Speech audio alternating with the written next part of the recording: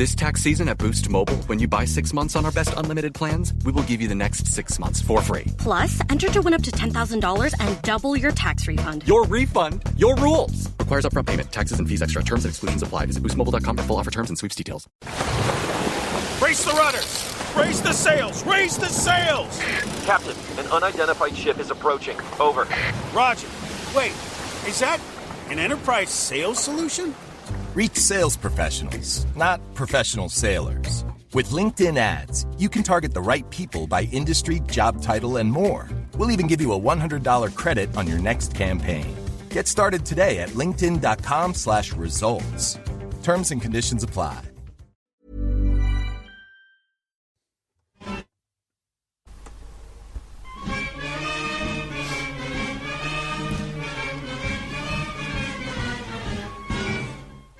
Hello and welcome to this. This is the EggChasers Rugby podcast, the podcast about rugby that doesn't take itself or the game too seriously. I'm JB, sat here alone in the rugby dungeon. Now, before I tell you why I'm alone, let me do some housekeeping. So first and foremost, contact us at contacteggchasers@gmail.com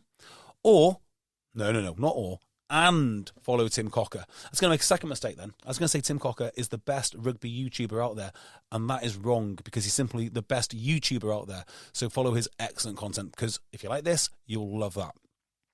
Now let me explain why I am here alone in the rugby dungeon on a Tuesday. It's because we're about to release our LTiP version of the Patreon pod. Now, if you've not been on Patreon, if you don't subscribe to us, maybe you want to do that. Because if you like things like finding out about Ugo Monia, or the Gareth Thomas scandal, or indeed the Canadian ladies team, that is the place for you. But today we've got more serious matters at hand because we are releasing the Patreon version of our LTiP special. So, a bit of background on the LTiP. The LTiP was the mechanism used to pay Bill Sweeney what we consider a very unjust pay rise, close to £1 million as it happens. And that is money that's come from me, you, and absolutely everybody else in England that plays rugby. Phil has done an absolutely superb job in breaking this down, and me and Phil talk about this in detail. But this episode is not free. We want something back from you guys. And what we want is if you listen to this and you find it of interest, make sure that you pass it on to somebody else who has some influence in the upcoming vote. Because in the next few days, voting is open for the RFU to launch a vote of no confidence against Bill Sweeney. This will be done by the RFU Council, and with a bit of luck, the clubs can finally speak and the council can finally speak, and we can rid ourselves of, well, I'll save the name calling, but we can rid ourselves of Bill Sweeney. So listen to this episode. If you find any of it motivating enough to pass on to someone that you think has some influence within the game, please do so. It's all we ask. And also, if you want to sign up to Patreon, go on, do that as well. It'd be great. Okay, enjoy the episode. Oh, goodness me. Hello, Phil. Hello, JB. So, we're on a delicious legal podcast. Well, we're reviewing the murky world of the RFU's LTiP. Now, may I ask a question about this? Please. Were you put on this by friend of the pod, Ollie Poole? Somewhat. Me and Ollie, friend of the pod, Ollie Poole, have been discussing this. Yes. And interestingly, so when the news broke on this, Poole said to me on our little chat, I bet the RFU will never publish the instruction that they gave to Freshfields. Indeed. To which I actually repeated almost that exact line on the pod 2 weeks ago. And then after I said it, I was like, I'd better just check that they haven't. And they had. Wow. So they'd issued the report, which included the instruction. And so Ollie and I have had a few messages backwards and forwards on the detail of this. Interesting. Because Ollie is a man who, he knows his sports administration. Yes, he does. He knows his rugby. He does. And he knows his legal profession. That is true. All three things, he's triple threat. He is. So we've had a bit of backwards and forth on it. And I did get some time in my evenings this week to have a little bit of a deep dive. And it's not... So when you're not screwing over subcontractors looking through agreements where you can, Take a bit here, take a bit there. Mutually beneficial agreements. Of course, you're it's just always win-win. Yeah, exactly. You're just greasing the wheels of commerce in a sense, aren't you? Making projects more efficient for all. Exactly. When you're not doing that, you're doing this. I'm doing this, and how grateful we are for you. I know it's only a 22 page, I think it is. Report. Yeah, 22 page. I've got it in front of me now. 22 page report. So it's not like the Dyson report or which is like the Saracen salary cap breach report, which is 100+ pages, which was fascinating, absolutely fascinating. Now this is a drier subject than that, but there are some interesting things within there. Some stuff that kind of contradicts what Bill has said elsewhere. Okay. Some stuff that is brand new, as far as I can tell, and not made it into the public sphere, other than in this report. And some things that just show how kind of poorly the RFU was run, the poor thinking around the whole implementation process of this LTiP. Let me ask you a foundational question. Yeah. What made you want to look at this? What set off your spider senses? So I am curious as to the whole Bill Sweeney position. Obviously, there's lots of us in the game and around the game who specifically think that Bill Sweeney is not doing a good job. Mm-hmm. I think that's been proven over a number of years. Let's give an example of Bill Sweeney not doing a good job. Very trivial compared to what you're talking about. Yeah. We were ready to play New Brighton today. We're in a huddle, and the ref came up. By the way, the ref had a really good game. Really good game. And the ref said, "We've just got an edict." This is literally what he said. We've got an edict from those up top. And they say that we need to enforce the high tackle law more. Pause. Which we won't be doing. So I was like, yes, let's get on with it. So yeah, it's fair to say that he's not done a particularly good job. There's then been the revelations of his, both his enormous, nearly 80% increase in salary over the last 5 years, combined with the 360 circa £1,000 LTiP bonus that you got paid in a year of historic losses, and it just, you have that combined with his lukewarm at best appearance on Good, the Bad and the Rugby, where he was trying to defend himself. There are certain things he couldn't answer that he really should have known, like basic questions like, why did the chairman of the RFU leave the RFU weeks after the revelations about your enormous pay packet? You'd have to ask him that. I just don't know. You don't know? No, your job as the CEO of this organisation is to know this. You have spoken to him. You've just spoken about his leaving do, and it didn't come up at any point? No, I never thought to ask. So things like it's like, that's incompetent through incuriosity. Well, I just think he's being disingenuous. Bill. Yeah, and like what I mentioned about the Eddie Jones costs and the Leicester Tigers element of those costs. So yeah, I am interested in how long Bill survives for, and how I think he'll survive for a long time. Yeah, how much longer he feathers his nest. Well, if everyone votes in favour of the resolution put forward by Big Bill Beaumont in the last couple of days, then he will survive, and he'll continue doing what he does. So yeah, read the report, and I've got some thoughts. So I've jotted a few things down. We'll just run through my kind of bullet points. Some of these we mentioned previously a couple of weeks ago, but we know a bit more about it now, or I know a bit more about it. So, on the instruction, Freshfields were asked to advise on the design of the LTiP. Okay. Reasonable question. The implementation of the LTiP. Reasonable question. The transparency and communication relating to the LTiP. Reasonable question. Governance and lessons learned from the process. All perfectly reasonable questions. Kind of. I mean, kind of. The first question is not reasonable to me. The design? Yeah, you should have sorted that. You shouldn't be asking if the design is reasonable if you paid a group of solicitors to design it. Well, you've paid both the remuneration experts to design it and a group of solicitors.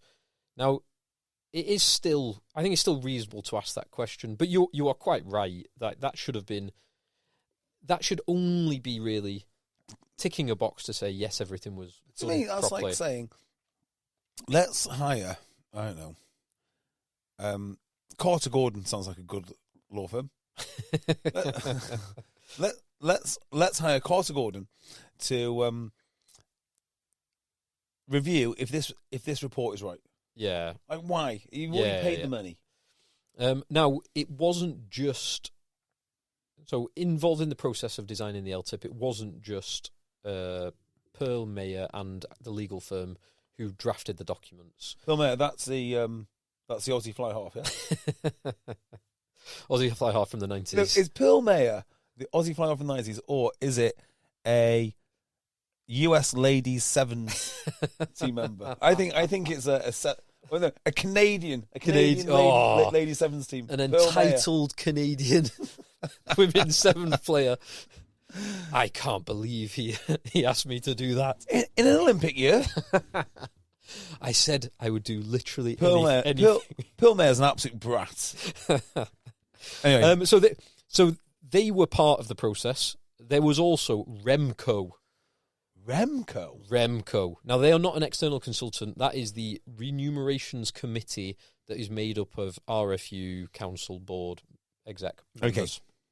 So they are in that marking Remco's homework. And who was involved in Remco? Tommy Lube, who left following the announcement. We don't know. Yeah, we have no idea. No one could possibly know. No. But yeah. So I think all those questions are reasonable. What makes them less reasonable is the statement that and we touched on this on the pod the other week, outside of the scope of Freshfield's review is the appropriateness of the RFU's wider strategy and strategic goals, i.e. the reason why they put this LTiP in place. Okay. And the commercial appropriateness of the monetary quantum and the target figures. So you might want to just run that past me again. Right? Just run that past me one more time so I completely understand what you're saying. So the LTiP was put in place to achieve certain strategic goals. Yes. And it gave performance targets and a payment of money, an incentive to achieve those strategic goals. Yes. Freshfields in their review cannot... Sorry. They cannot. Cannot. Okay. Outside the scope of Freshfield's review is the appropriateness of those strategic goals, the monetary quantum, and the performance targets. Oh my God. So the RFU have commissioned, by their own terminology, they've commissioned an independent review, which they have paid for, and designed, on the LTiP, which excludes the strategic goals, the monetary incentive, and the performance targets they were seeking to achieve. Let's try and put this in layman's terms. They have excluded valuing the goals that they want to achieve, not only by outlining the goals so we can value them in their own terms, then also putting the actual monetary mechanism next to them as well. Yes. So in two ways you're excluding. So we don't know if the strategic goals are any good. No. They cannot. That's kind of important, right? They simply cannot opine as to whether those strategic goals, and we will come on to that. We will very shortly come on to that, but we can't do that. You can't do that. And then you can't comment on if reaching those strategic goals basically has any kind of commercial value. And the monetary value of what was paid to the exec. Yeah, we can't comment on that. Yeah. And the performance goals. So you've got the strategic goals from the RFU, the performance goals that were set for the exec, and the monetary payments that were set for the exec. Of course, that is outside of the scope. So makes sense. You end up kind of just answering, because of those constraints on the question, you end up asking a question, like the question becomes... So what's left? Well, it kind of becomes, is it ever appropriate to put incentives in place to encourage positive performance? To which the answer is, of course, yes. But it depends what the objectives are. Okay, right. So let's put it into a different way. Is corporal punishment ever warranted? Please write that report. Okay? Yeah. But exclude thinking about any crimes that it might be it might be used to punish, and also exclude. So crimes is used to punish, and then exclude something like the severity. Like is ever a reason to have corporal punishment? I think you could come up with a yes. Yeah. So the analogy I was clunkily trying to come up with was, so you're a financial advisor, Beardmore and Co, independent financial advisors. If someone came to you and said, I've got £1 million, I want to get really rich really quick. What would you like to hear? And oh, sorry, let's just say actually this. Let's just tweak it slightly. I had £1 million. Yeah. I wanted to get really rich really quick, so I put all that £1 million in Bitcoin. Yeah. Can you tell me if I've done the right thing? But don't comment on my objective is to get really rich. Mm-hmm. The fact that I've spent £1 million, all the risk. all the fact that I've put in Bitcoin. Yeah. That's what this report has done. Remarkable.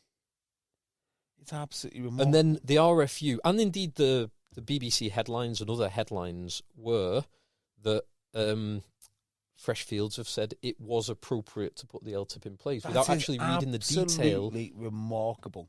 It is an astonishing, it's an astonishing report to put together. Yeah.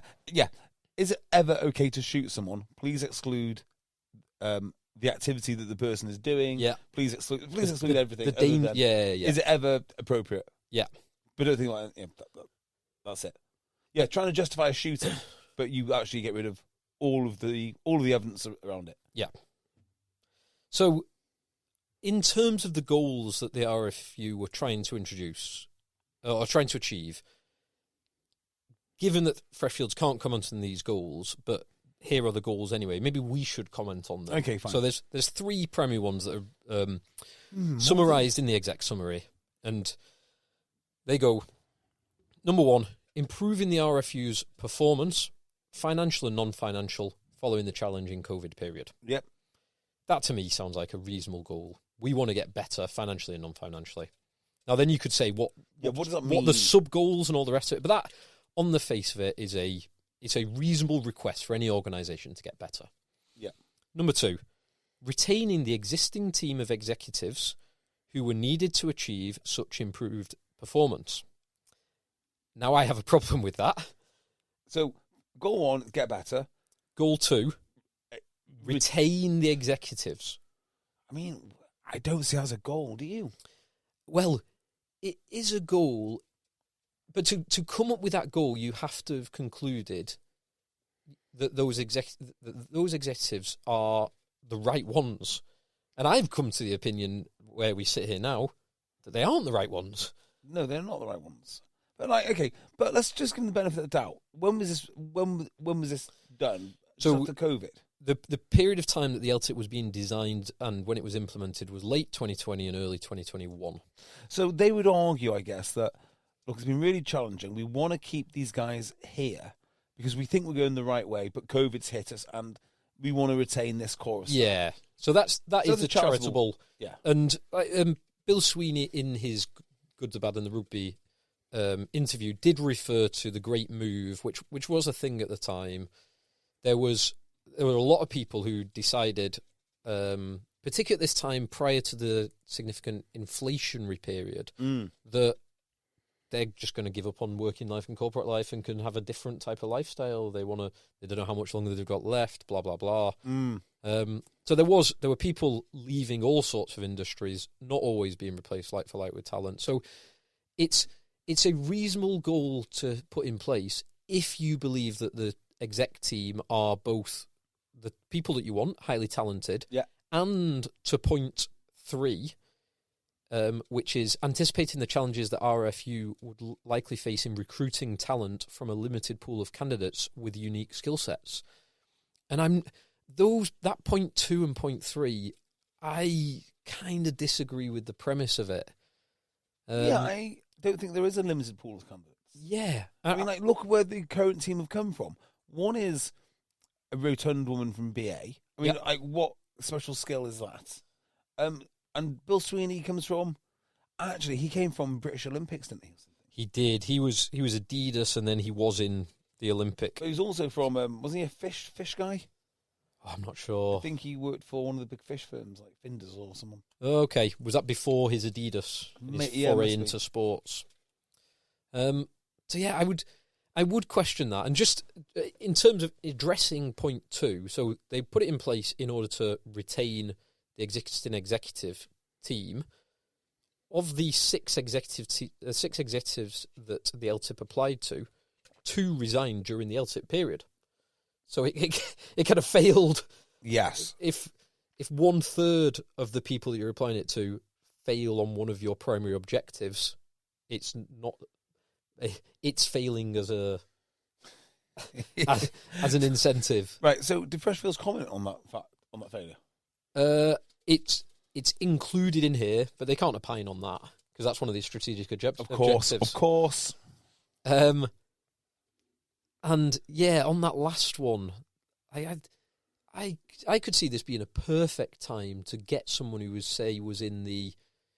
CEO of a much larger organisation, or like high up in the legal or financial world, the kind of person who this would be actually an easier way of life, but they could add significant value to it. Just to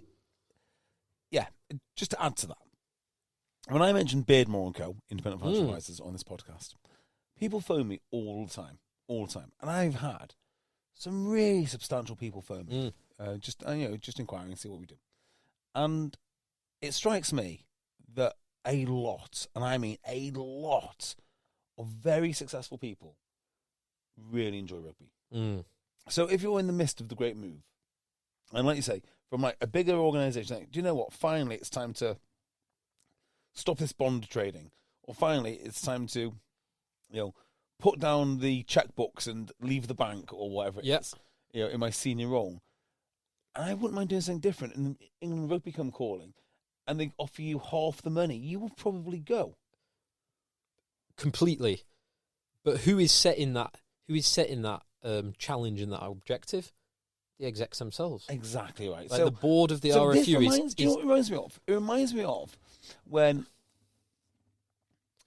building societies started deciding that they were banks and paying their executives bonuses because they were deluded enough to think, oh yeah, we're just like the city, we're just like big banks.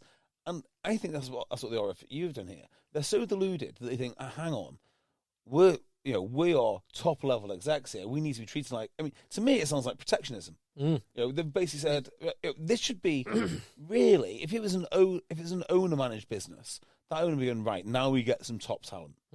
But of course, it's not, is it?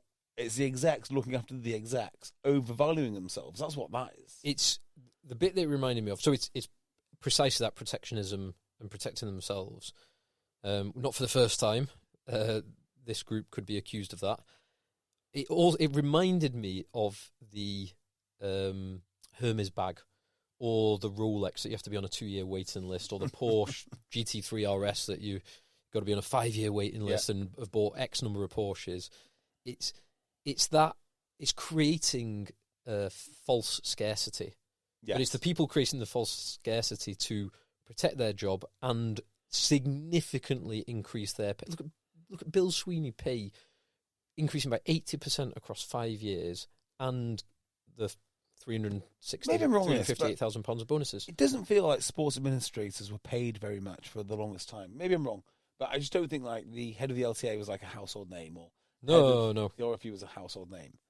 And it just seems like so many other things they've decided that in order to be a sports administration, you need to be a sports administration expert, and therefore, like you say, it's the created scarcity, and all of a sudden you've got this cadre of elites, I guess, which sort of just swap between organisations as and when they. In fact, do you know where I've got this idea from? Bloody Draper. So, Jack Draper's dad, I went for dinner with. Jack Draper's dad was head of Sports England. And I think he said something like, when I first started, no one ever heard of sports administrators. I just clicked in my mind. I was like, that's because they're not very important. Like, that's why you've never heard of the sports administrators. And they've slowly crept in, taking slices of money and privilege and prestige that they don't deserve. Like, if you wanted to be the sports administrator of like British ping pong, I think you used to have to be like a ping pong enthusiast and do it part-time. And now you've got people who are in charge of the LTA and the RFU. I guess these jobs used to be done, but they probably were done part-time out of the East India Club or something. Mm. And now they're worth £900,000. Well, so let's move on to the next, or we'll jump around a bit, but we'll move on to one of the next bits, which is Pearl Mayer. Oh, yeah. The consulting firm specialising in executive remuneration. They were brought in to provide independent remuneration advice. Sounds like an absolute grift. Including advice on the development of the LTiP. So there's a couple of bits of advice that I'll mention from them, but one of their bits of advice was confirmation that other sporting bodies have had similar long-term incentives. Do you know the two sporting bodies they referred to? Please be something more outrageous like NBA and NFL. So, like, just something. No, it's not that. It's not actually dissimilar. So Rugby League, NRL, and the two, so the two that they referred to were Football. England and Wales Cricket Board, Okay. which I know nothing about, that LTiP, but one that I do know a little bit about, and that's the SRU, Scottish Rugby Union. Oh, of course, because that guy got £1 million. So What was his name? So Mark Dodson. Yeah. So this was being designed late 2020, early 2021. And Mark Dodson. Fresh. This is so like the banking crisis. Well, Mark Dodson got £1 million. That is exactly where this goes. So on that on that advice that Scottish SRU, you can just see Bill Sweeney's dollar bills eyes light up. Dodson. This was Dodson's route to £1 million. This is my route to £1 million. Prick. So early 2020, January 2020, pre-COVID, less than 12 months before these discussions were happening, and still fresh in the minds of everyone, was Dodson, who was widely criticised. Yeah, it's not like they didn't know what the public outcry was. Everyone knew what the public outcry was going to be. Let's do that one. Shall I read you some headlines that were less than 12 months old when this was being debated? We just never knew what the outcome was going to be. I mean, we didn't know. Impossible to know Yeah. if you ignore the following headlines. BBC, SRU chief Mark Dodson has the money, will never escape the flack that goes with it. The offside line. Mark Dodson lined his pockets and Scottish Rugby has paid the price. Oh, my God. Daily Mail, Scottish Rugby Union chief Mark Dodson, in capitals, doubles salary to £933,000 despite a campaign that saw Scotland win just one Six Nation match and failed to make the World Cup knockout stage. This is absolutely scandalous, actually. Rugby 365, outrage over Scotland's salary revelation. Right, and Bill Sweeney he just saw the £1 million and said, I'll have some of that. There's no other way to kind of put this. You can't. It's less than 12 months between the LTiP getting put in place and these headlines. That's such a scandal. It's such a scandal. Basically, this LTiP was written for vanity, wasn't it? Yeah. Partly vanity and partly the actual cold hard cash. Well, same thing. Well, Dodson's got it. Yeah. The new Boost Mobile network is offering unlimited talk, text, and data for just $25 a month for life. That sounds like a threat. Then how do you think we should say it? Unlimited talk, text, and data for just $25 a month for the rest of your life? I don't know. Until your ultimate demise. What if we just say forever? Okay. $25 a month, forever. Get unlimited talk, text, and data for just $25 a month with Boost Mobile forever. After 30 gigabytes, customers may experience slower speeds. Customers will pay $25 a month as long as they remain active on the Boost Unlimited plan. Does it ever feel like you're a marketing professional just speaking into the void? Well, with LinkedIn ads, you can know you're reaching the right decision makers. You can even target buyers by job title, industry, company, seniority, skills. Wait, did I say job title yet? Get started today and see how you can avoid the void and reach the right buyers with LinkedIn ads. We'll even give you a $100 credit on your next campaign. Get started at linkedin.com/results. Terms and conditions apply. Christ almighty. What a bunch of jokers. And so, but just to go back to Pearl Barley or whatever her name is. yeah. Pearl Mayer, right? Pearl Mayer. Right. You bring a consultancy in, and the first thing they ask is, well, has anyone else done this? Like, aren't you meant to just tell me what to do? Like, here's some innovations. Here's something bespoke to you. Not Well, what did Dodson get? And how did it go? How did it work out? Yes, where was that bit? Where was that bit that Pearl May, whoever they are, Pearl Mayer? Why didn't they say that bit? Yeah, we're here to consult. Well, has anyone else done it? Yeah, they have. How did it go? Absolute disaster. Oh yeah. Oh well. But Mark Dodson is driving around in a Lamborghini. So. Oh, I see. You never mentioned the delicious Lamborghinis. Well, if you pay me enough so we can get our Lamborghinis, we'll make sure that you get your Lamborghini. So on the LTiP design... Oh, just on Lamborghinis, right? Yes, please. Outside Virgin Active, you might have seen it, but there used to be a Lamborghini, and it said SRU1. Yeah. And I took a picture of it and sent it to the Thistle Boy and said, this has to be Mark Dobson's. It has to be. Couldn't be anyone else. So, on the design... Jesus Christ. So knowing how this was taken by the... knowing how this so ridiculous. It is so ridiculous. So knowing how this was taken by the public after the SRU announced scandal, there was one obvious flaw with... Or one obvious trap. There's this trap that they could fall into with the LTiP. What would that trap be? Which is, the RFU cycle runs on a 4-year cycle. Yeah. Obviously, financially stable across the 4 years, but you have one bad year in those 4 years, which is the World Cup year, which you lose revenue and you gain costs from a World Cup year. It is recognised. The RFU recognise it. Everyone recognises it. It happens to every union, not just the RFU. And they don't... Do they actually lose money? Because they do lose money in that year, but the plan is they gain across the 4 years. But I thought, even though they lose money, the World Cup obviously pays itself back in some way. Whether that falls in a different financial year or not, I don't know. Yeah. But it mustn't it? Because yeah, it does. Across the 4-year cycle, the plan is that they are making money. I mean, it all depends how you categorise the rugby investment. Investment. Yeah. Investment. But, so they know... So, LTiPs, it turns out, from Pearl Mayer's advice, are commonly done over 3-year cycles for executives.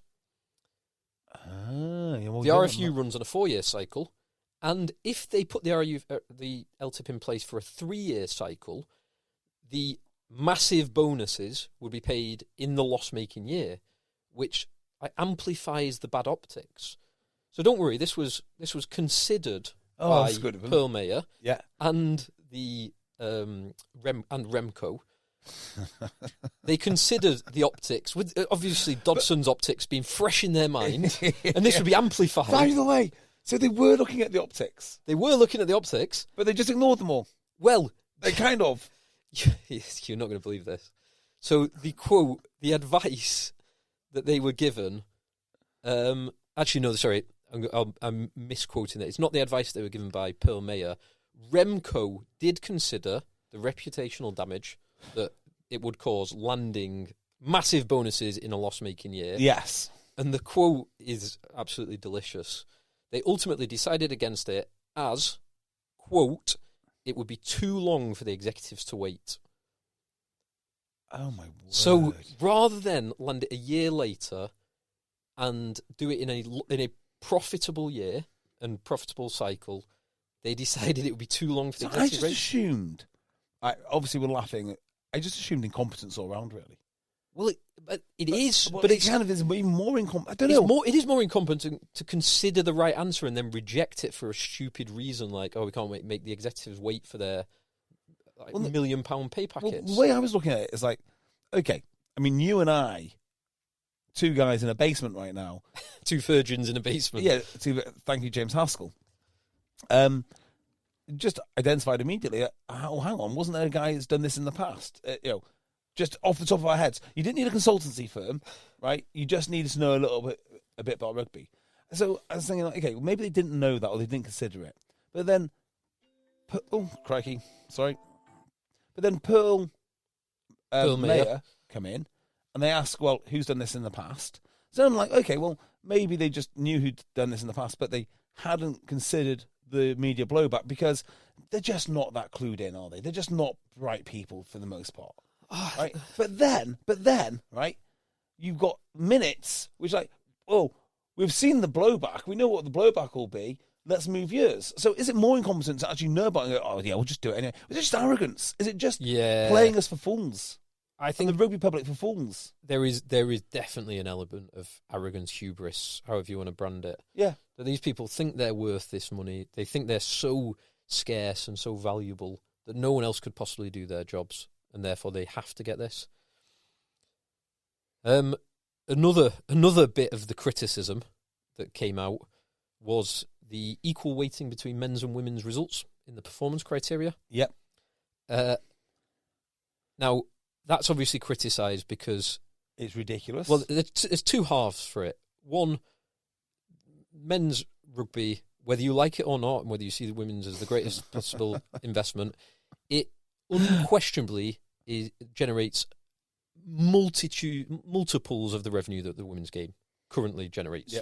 Yeah, but I think something you failed to mention is that the women who make it to England have got to work, was it 5 times harder than the men? Despite there being far few players. Yeah, despite there being far few players and a lower standard, and but they do have to work harder. That's just a fact because they say so. So there are both the men's make a lot more money, and the RFU, the women's Red Roses, are far better funded compared to the rest of the world, possibly excluding New Zealand, possibly not even that. They are the best funded union. They are far better funded than any other union. So they're swimming in much easier waters than the men's team are. Yes. Like both of those things make it much harder for the men, much easier for the women, and given the financial benefits are all on the men, or majority on the men's side, there's no way this should have been weighted equally. Do you know whose recommendation equality was? I'm going to go, I don't know, I'm going to say Pearl Mayer. Pearl Mayer. Wow. They recommended equality because, and I quote, it would promote a mindset of parity between the two teams. Why is that important? Despite the important? So two things. It's not important, and it doesn't exist. Like the financial and the performance parity does not exist. So why would you promote something that doesn't? It's right for the RFU to try and have the aspirations clowns to be equal. They are not equal. But what else are they advising clients about? I mean, that's the question, isn't it? Like, how many of these remuneration packages are they putting together to make public companies make terrible decisions? Because I guess that's where they're operating. It's just absolutely wild. It's absolutely wild. And I'd love to see the fee that Pearl Mayer got for this report. So I'm not a big fan of regulation. Okay. But it does sound like they are in some sort of unregulated... I don't know are they solicitors or what are they? No, they are remuneration experts. They're remuneration experts, are they? And I don't know what the criteria to be called. I mean, having read this report, I should be a remuneration expert. But what are they telling their clients? If you employ us, we will structure your incentives. That's what they're doing, aren't they? They're looking at economic incentives to drive behaviours. We will structure your economic incentives in order to return the maximal shareholder value. Because that doesn't sound like shareholder value to me. That sounds like bollocks. Yeah. I mean, that is... there is a line, I've not got this in my these notes, but there is a line, I think it's from Pearl Mayer, or it might have been from Remco, that the LTiP was self-funding, which is Ollie Poole, friend of the pod, points out, it's not self-funding, it's our money. They're a union. It's self-funding because everyone who's involved in the game, whether you're buying a pint at Twickenham or a ticket at Twickenham or paying your subs, it's not self-funding. Okay, so maybe it's self-funding. Let's just have a think about this, right? Maybe it's self-funding if you've got a remuneration package for the top city traders on the planet, okay? And by putting the structure together, you can make a profit. You can retain that talent. A commission almost. Yeah, and you can directly link it to an overall profit, a win-win for the traders. We're going to pay you a couple of million quid, tens of millions of quid, but actually that is actually going to pay for itself because you bunch of superstars are going to make much, much more than 10 million quid. Yeah, right. This is not that. No, it's just not that. No, it's not. And you have to actually demonstrate to me that you've done that. So how much did it cost? £1 million. Can you prove to me that there's more than £1 million worth of value? But not only is it £1 million worth of value, more than £1 million worth of value compared to someone who you paid 300k to. I mean, that's the big question. Could you achieve these results with, I don't know, 400k for Bill Sweeney? Yeah. What if you fired him? So he's now on nearly 800k, coming in at 450k. If you fired him and got someone who's on 250k, half what he was originally on, less than a third what he's on now, would you see a drop off in performance? And I would say no. If you get the right candidate on that money, absolutely not. What an absolute bunch of charlatans. Speaking of charlatans, so yes, please. This is new information as far as I'm aware. Paragraph 4.41. Self-funding. I know, self-funding. Remarkable. And that's just taken as it's a different world, isn't it? That's just taken as read. It's not like challenged. This is like, not to get political here, but this is the world of lies that we live in, isn't it? Like liberal elite lies, where they just say things. Always comes back to that sentence. It does. It's like, yeah, self-funding. Oh, yeah, we won't question it then. Yeah, it's just self-funding. Yeah, of course it's self-funding. Of course it's parity. It might say parity, I mean, because that's really important. Just lies. So, on the Eddie Jones sacking, which I've spoken at length about, and Bill being disingenuous about the cost of that. Something else happened following Eddie Jones's sacking. In November 2022, according to paragraph 4.41 of the Freshfields report, the CEO's notice period was increased from 6 months to 12 months. Now, this is actually important, isn't it? Well, it is, because, so as Bill referred to on Good, the Bad and the Rugby, Eddie Jones was on standard UK employment law. He was on 6 months notice period. So the payment for Eddie Jones and his team was only a paltry £900,000. It wasn't £1 million. It wasn't millions. It wasn't £1 million. It wasn't millions. It was only £900,000 if you ignore the £1 million that was paid to Leicester to get the new coaching team in. Yeah. But so at that same time, Bill Sweeney convinced the RFU to double his notice period, which if he were sacked, he would be paid 12 months' salary instead of 6 months' salary. So not standard UK contract law. That might be for executives. It wouldn't surprise me if that was for executives. But if Eddie Jones, Eddie Jones' payout would have definitely been over £1 million had that been in place for Eddie Jones and the RFU decided to sack him. So how Bill Sweeney has managed to convince the RFU to double his own notice period, because had they have doubled Eddie Jones, we would have had to pay him £500,000 more. It's the never wasting a good crisis. No. Ensuring he gets a better position because of something chaotic going on.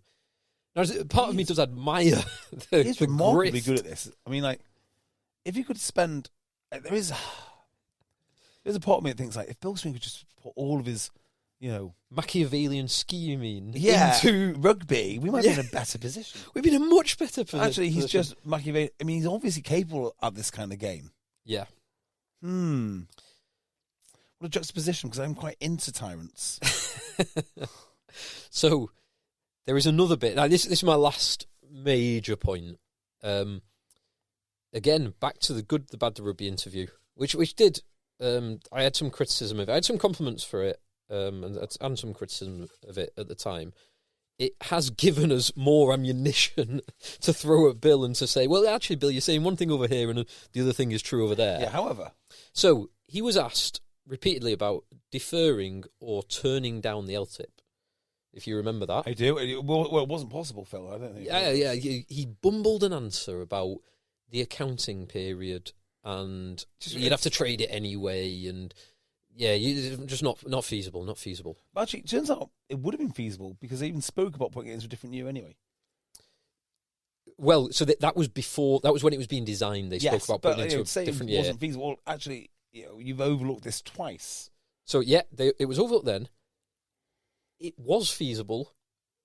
It was not only feasible, it was entirely discretionary whether to award it in the first place. Okay. You could. So it was at Remco's entire discretion to either nil it, not pay anything out, to have a formulaic adjustment down, or as they actually considered, because the RFU nearly met some of the goals that they missed, a formulaic adjustment up. So Bill avoided that question, bumbled an answer, didn't really address it. The report, it is entirely discretionary. Remco... So is it entirely discretionary? Can I just fill in the blanks here? I know what entirely discretionary means, but if they hit all of their targets, they still won't have to pay out. It's... So... The target's advisory. Paragraph... So, no, the targets lead to the calculation. The calculation is what would be paid. Yeah. But paragraph 3.7 sets the conditions that would allow Remco to reduce or remove payments, which are performance conditions, underlying financial position, i.e. not the financial position that led to the performance-related targets, any event which was significant and relevant, and any other factors that Remco choose. So it is any other factors. Yeah, this is any other factor. So it's entirely discretionary. It's entirely discretionary. They could, and so Remco or absolutely baffled by this. Or it's actually remarkable that was put in there in the first place. Because like the exec would fight against that being put in the first place. I mean, I didn't know I had to sign that. Yeah. I didn't know I had to sign that. It is entirely discretionary. So, but this is the point I was going to make, right? You bring in remuneration consultants. They feed you nonsense, but you would expect the end result of that to be kind of foolproof. And the reason it would be foolproof for your executive would be because you wouldn't sign it if it wasn't. You want to retain them. And maybe this is one of the reasons why two of the parties left, one of whom was Simon Massey-Taylor, who left to go to Premiership Rugby. But maybe this was one of the reasons why, because they thought this could all be withdrawn last second anyway. But but you have the remuneration experts designing this thing. And because there's no set process, it's like, okay, here's the calculations, here are the things, but actually it's down to you guys what you pay. Then what was the point in it in the first place? Like, if you're handing over this super powerful, super useful tool for guiding your executives to good outcomes, why on earth have you got a paragraph in it which just says, and then we hand it over to you, unqualified committee? Yeah, any event which was, in Remco's opinion, significant and relevant, or any other factors that Remco choose to take into account, they can entirely remove or push it down, or, as they did consider, push it up. It's literally a complete waste of time. Well, it's not, because Bill Sweeney is now 360. Yeah, he earned £1.1 million in the last financial year. Jesus Christ! But I just don't see the point in that discretionary part. Like, I just don't. It is no, but again, it's Bill Sweeney. Like, if so, okay, I kind of need to see the instruction they gave to Pearl Meyer now. Yeah. That's what I need to know. Yeah, but that's written into the Remco rules and the LTiP rules is precisely that. They're quotes from this report. But it leads me back to, like, I've not changed my mind on anything really. It's given me more ammunition to believe that Bill Sweeney is primarily looking after number one. Mm-hmm. I really strongly think that. To the overall detriment of the game. I think once Remco decides to award him that LTiP, he has no obligation to turn it down. He could have said to them, look, I think it's not right in these conditions, but he doesn't have to. But I very, very strongly think that this whole debacle has put him into a binary position where he could take the money, which is what he's done, or he can keep his job. He cannot do both. Yeah. He simply can't have both. You cannot have your cake and eat it, and that is what he's trying to do. The whole thing is, it's just this.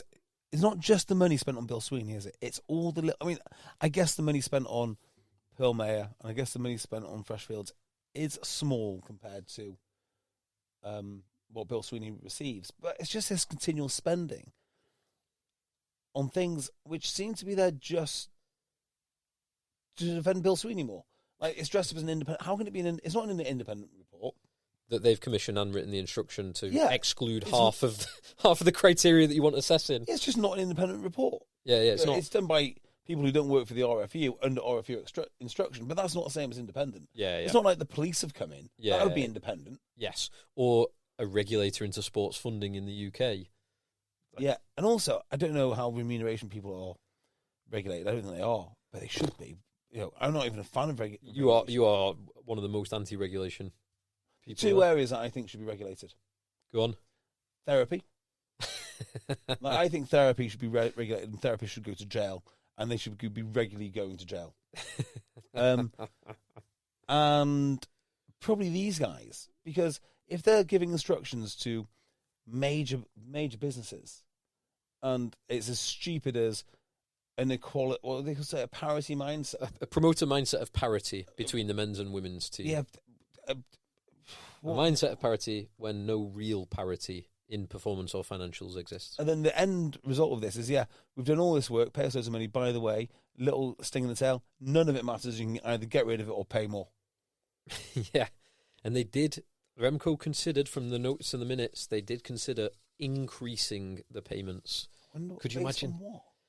The fact that they only narrowly missed the, I think it was the women's participation and the LGBTQ plus and on participation.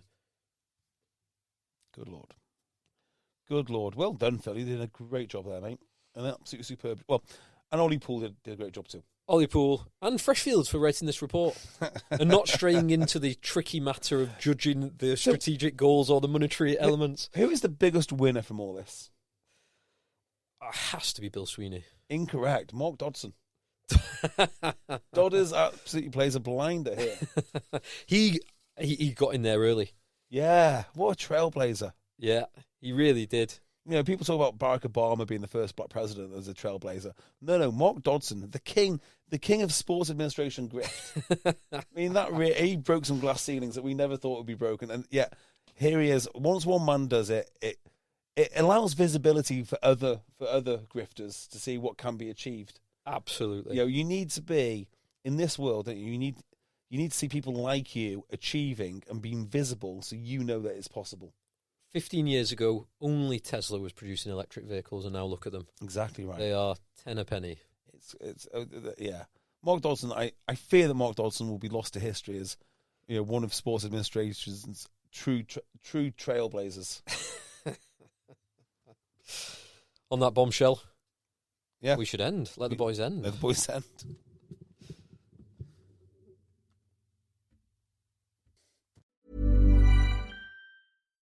There's one thing that will forever change the way you sleep, and it's the softest 100% organic cotton sheets from Boll & Branch. You'll fall asleep faster wrapped in the most luxurious comfort. You'll never sleep hot again with sheets that feel breathable to sleep in. You'll experience the purest softness on night one and feel your sheets get even softer with every wash. Discover the difference with 15% off your first set of sheets at bollandbranch.com with code BUTTERY. Exclusions apply. See site for details. Does it ever feel like you're a marketing professional just speaking into the void? Well, with LinkedIn ads, you can know you're reaching the right decision makers. You can even target buyers by job title, industry, company, seniority, skills. Wait, did I say job title yet? Get started today and see how you can avoid the void and reach the right buyers with LinkedIn ads. We'll even give you a $100 credit on your next campaign. Get started at linkedin.com/results. Terms and conditions apply.